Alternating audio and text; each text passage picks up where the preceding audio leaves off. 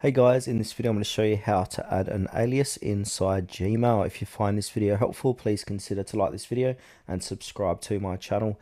In saying that, let's just jump straight into the video. Alright, the best way to do this is open up Google Chrome for this demonstration, go to your Gmail. Now from here you want to go ahead and click on the gear icon. From here under quick settings, click onto see all settings. Now we've got these different tabs under settings. We need to click the one that says accounts and imports.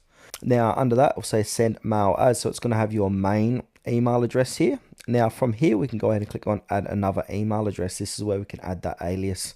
Now go ahead and add another email address that you own. So give it a name and give it an email address.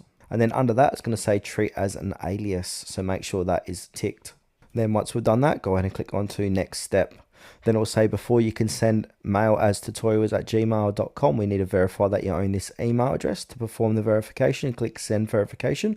We will then send an email to that email with instructions how you verify your address. So go ahead and click on send verification and then go to that email address that you own and just go through the prompts there. So simply check your alias email inbox for confirmation email verify. Once verified, you can choose your alias when composing an email by selecting it from in the from field.